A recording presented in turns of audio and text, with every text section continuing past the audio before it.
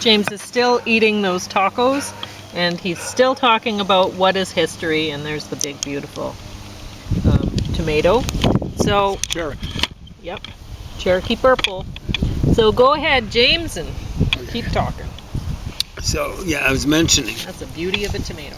This guy says... As big as my hand. What is it? Just so you know, I'm not making it up. I'll actually read that thing. That's page 9, paragraph 1.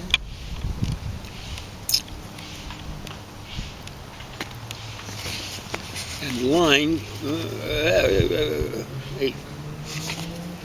1, 2, 3, 4, 5, 6, 7, 8. Okay. In Great Britain, this view of history fitted in perfectly with... Oh, this is empirical. He doesn't believe in empiricism. Now, understand, Marx was going around saying, communism is scientific socialism. He didn't believe in idealism. This is this idiot. He's a supporter of communism. At the very least, he's a fellow traveler. In Great Britain, this view of history fitted in perfectly with the empiricist tradition, which was the dominant strain in British philosophy from Locke, that's John Locke, to Bertrand Russell. The empirical theory of knowledge presupposes a complete separation between subject and object. Facts, like sense impressions, impinge on the observer from outside and are independent of his consciousness. The process of reception is passive. Having received the data, he then acts on them. He is presumably a historian. The Oxford Shorter English Dictionary, useful but tendentious work of the empirical school, clearly marks the separateness of the two processes by defining a fact as a datum of experience, as distinct from conclusions. This is what may be called the common sense view of history. History consists of a corpus of ascertained facts. These facts are available to the historian in documents, inscriptions, and so on, like fish on the fishmonger's slab. Well, leave out that simile. Now, understand, the basis of science, any science that isn't a pseudoscience, is empiricism. Empiricism is the use of observation of either experiments or experiences. And the stuff is, the observations preferably are objective or attempt to be objective. If you don't have that, then people do, this guy says, oh, it's like the communist thing. Oh, it's bourgeois. It's invalid. Like ultimately, this sort of thing has been way too common on the left wing. It's a comprehensive ad hominem argument. You're bourgeois, therefore what you've got to say doesn't apply. Ad hominem, which means to the man. It means you're looking at what someone has to, not at what someone has to say, but looking at what that person is. It's something like a genitive fallacy. I'm not sure. It has to do with the origin of something. Now, people will pretend to objectivity and stuff like that, but you've actually got to deal with that. You can't just dismiss it. Dismiss stuff. No, just because the classic one nowadays is Orientalism. And one of the more honest passages in Edward Said's corpus, and sad to say, I think I've read 4 of his books, maybe 2 collections of interviews and stuff like that. I don't know why I should have to waste my time with that, but too many. There are many people, too many, in university settings in particular, who think very highly of him, and especially his thesis about Orientalism. But in one of his more honest passages, and there aren't many of them, so it's not, this passage is to be treasured. He said that Albert Horani, an Arabic, I believe Arabic, historian, I think he wrote something on the history of the Arabian peoples or Arab peoples, something like that. Albert Horani said, well, you know, it's kind of like a fallacy for you to be dismissing Orientalism. And I don't think he specified what sort of fallacy. It's basically just a comprehensive, I guess you can almost call it a priori, but just a preemptive, is a better way to put it, a comprehensive, preemptive ad hominem against anyone who might want to, anyone who's of, let's say, Western persuasion or something like that, anyone who's white, anyone who's European, anyone who's from the West, from the Occident, they're not allowed to say anything about the Orient because they automatically have a bias or whatever. You can't argue that way logically. You can argue that way, and it's a logical fallacy. And for some reason or another, universities just, especially in the humanities, even more so in the social sciences, as I call them, anti-social pseudosciences, they just argue that way, you know, like Orientalism. It can't argue that way. One of the best ways of getting around it is, you shouldn't have to, of course, is when you're talking about Islam, is do Occidentalism. Like, look at a guy called Lal, L-A-L. He's written a lot about the Muslims in India, and he doesn't have a lot of good stuff to say. I don't think he has anything good to say about the Muslims in India. And he deals, from what I've been able to tell, I haven't read the book or books, but the citations from him are really scare him. The Muslims did some amazing things in India. So then what you do is you kind of look at things objectively. Well, here's the stuff that Muslims are doing in India. Here's what Orientalists, people in the Occident, were saying about Islam for hundreds and hundreds of years. And it's the same story. Same details. Not the exact same details, but the same kind of atrocities, same kind of mistreatment of minorities, same sort of mistreatment of so-called infidels, same sort of mistreatment of women, same sort of mistreatment of this, that, and the other thing. And if we actually got someone doing a little bit of borealism on Muslim influence in Africa, I don't know if anyone's done it.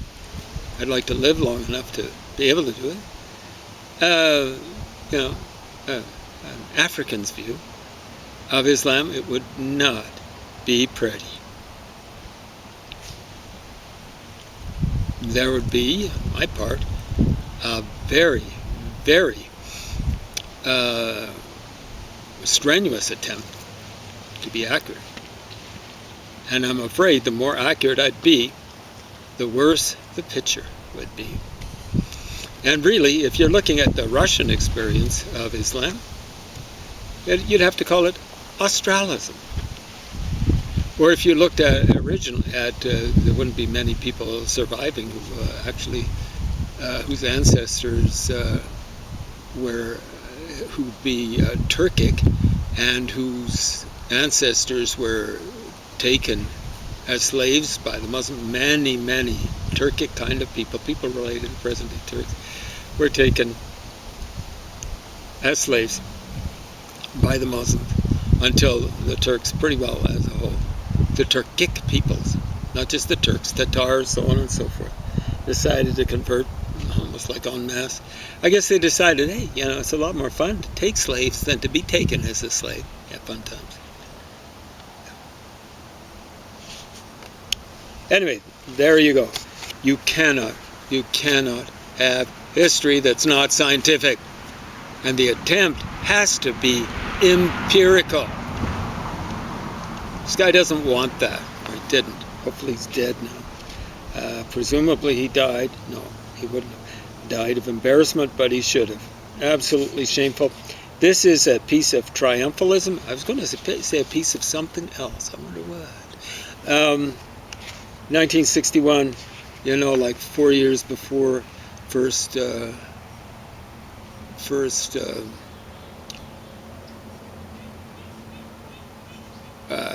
object in space, Sputnik, fellow traveler is what Sputnik means. Check it up if you don't believe me. Was sent up in space by, well, it was probably by some sort of German, or a group of German technicians. It's amazing how when the Russians weren't stealing ideas or stealing technicians in the case of a rocket scientist, you see they took over the place where so much of the rocket research was done. That was in East Germany, a place called, I think it's Peenemünde or something like that, island in east, off the, is it Usedom or something like that, off the east coast, off the northern coast of East Germany, former East Germany. So they ended up taking possession of a lot of, not just rocket technology, but the technologists themselves. The Americans ended up with a share, maybe not their share. They got Werner von Braun. He was better than what the Americans were. I think there was a guy called Goddard who's given some credit for starting rocket technology in the United States, but I think the driving force behind the American rocket program was Werner von Braun. The Russian development initially of the atomic bomb, presumably at the hands, very bloody hands, of Kurchatov, a real ugly guy, one of the ugliest beards ever since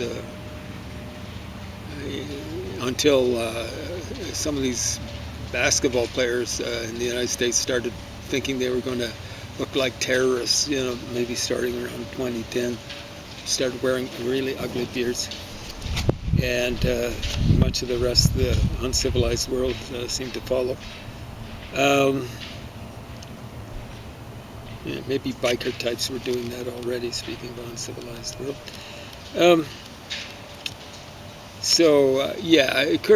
All this stuff, Kurchatov, the atomic bomb secrets were stolen from, it's not just the Americans, it's from the Brits, from the Italians, and a lot of it was actually turned over by people like Enrico Fermi, Niels Bohr. Niels Bohr turned over so much that Winston Churchill figured he should have been jailed. He probably should have been. Robert J. Oppenheimer, that is middle initial, and Leo Szilard. I suspect there were others, but that was enough. But then, pretty quickly after the Americans developed the hydrogen bomb, all of a sudden Sakharov was given credit for developing that. And so no, this stuff was stolen from the Americans and other sorts of things. There's no way the Russians were up to snuff when it comes to that sort of stuff. Anyway, the development of the hydrogen bomb and the Soviet space program really made for a lot of triumphalism on the left, and so on and so forth. So this guy figured, wow, I'll get more quotes out of here as I'm going through a second time. It's less than 150 pages, I think, about 150 pages. And I'll get more quotes about what he was figuring was happening. That's why I'm dealing with this. He was figuring Russia was the cutting edge of history here. China not far behind. Yeah, 1961. This book, 2014. the Russians are clunkers.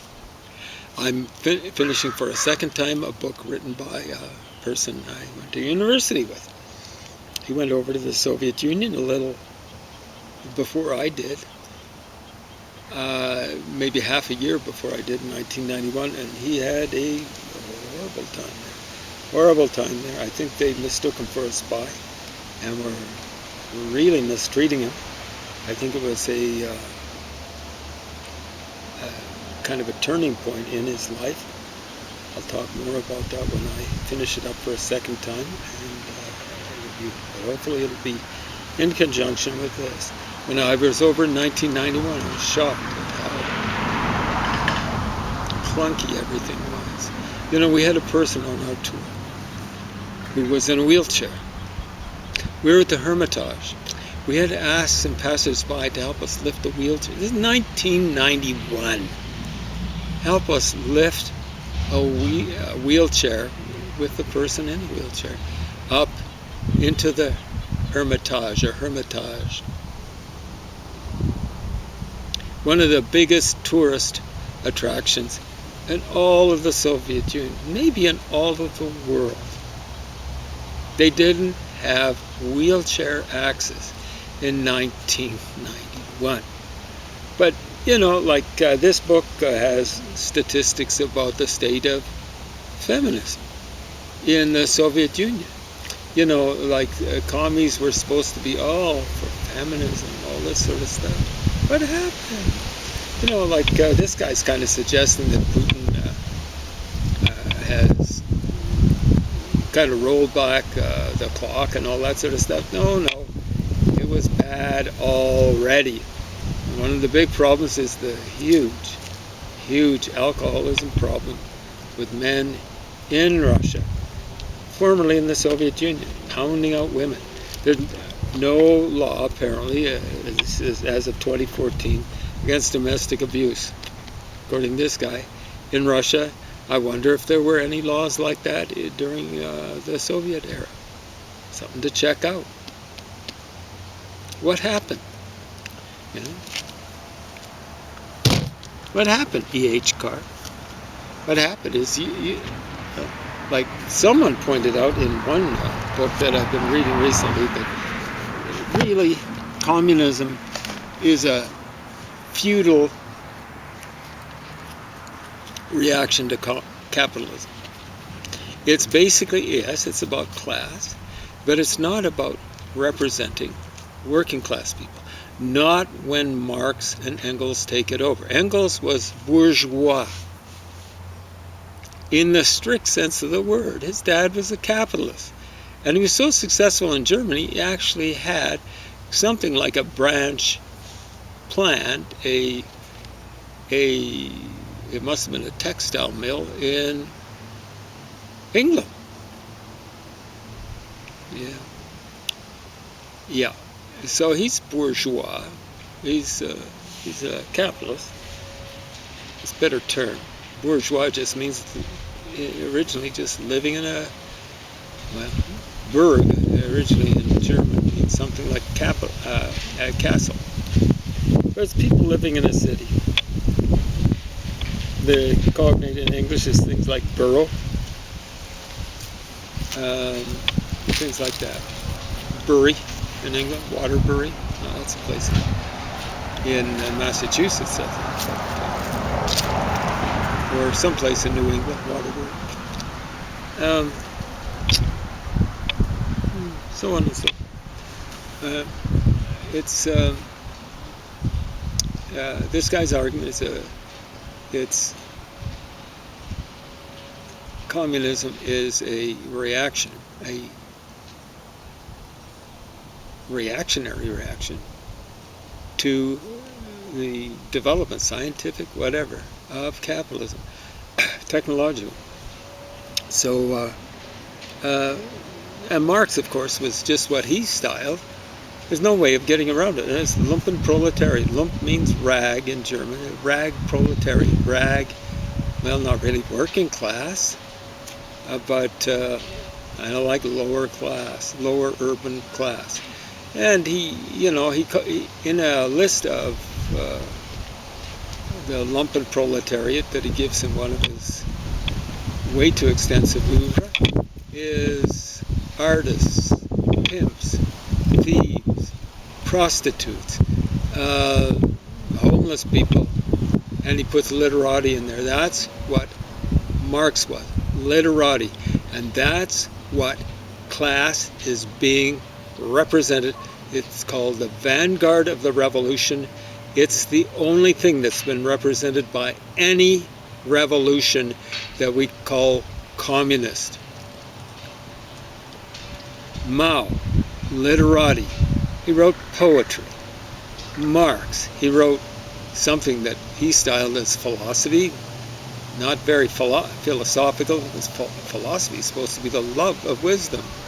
That's what, if you break it down into and look at the Greek, phil means love, sophi means wisdom, love of wisdom.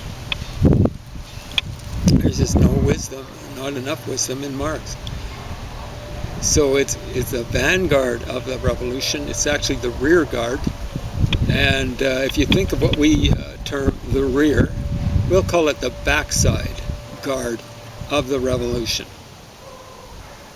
So what he did was he and Engels took over a legitimate, from what I can tell, working class movement, and he just perverted it into a reactionary sort of thing. Lenin, what was he?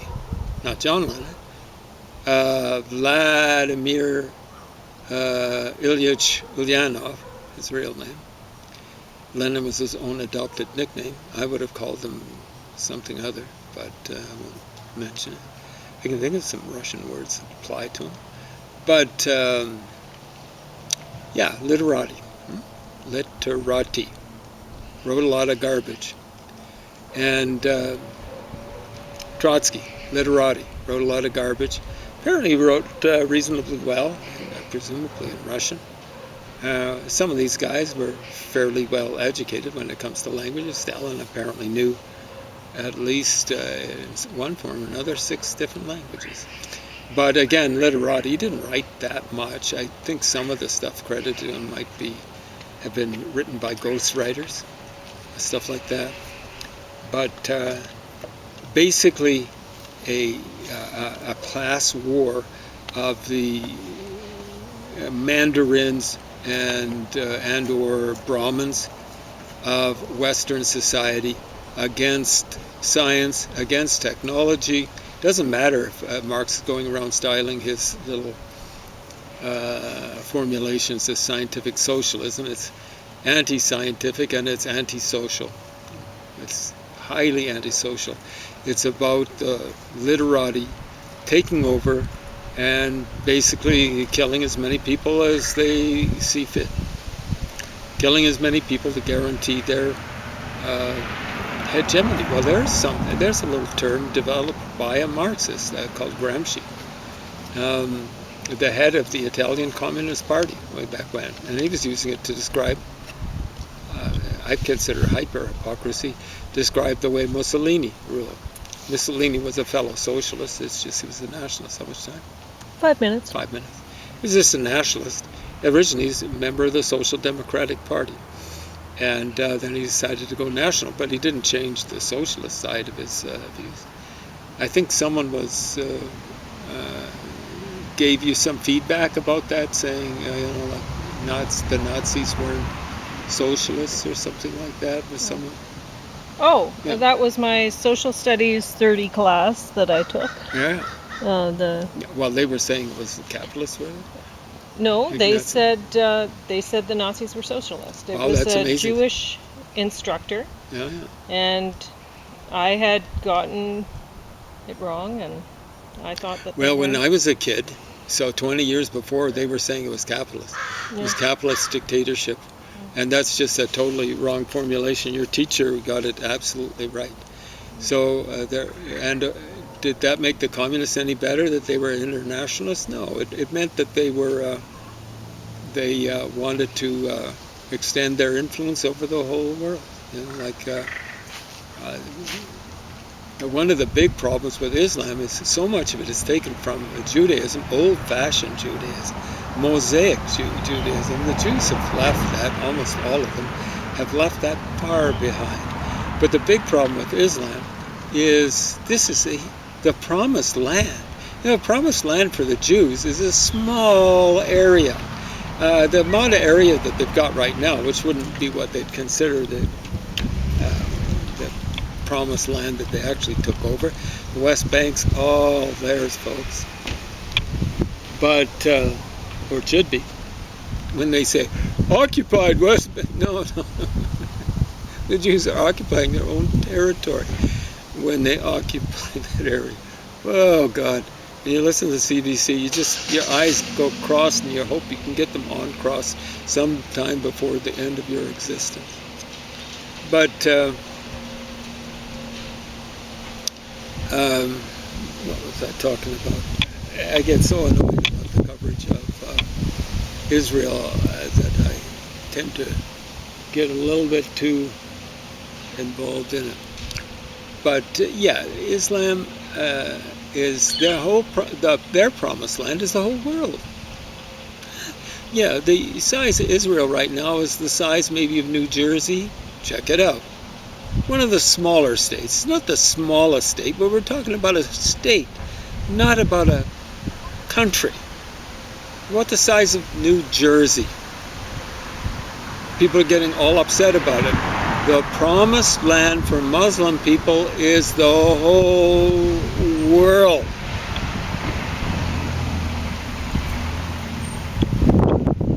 Like it or lump it, that's the way it is.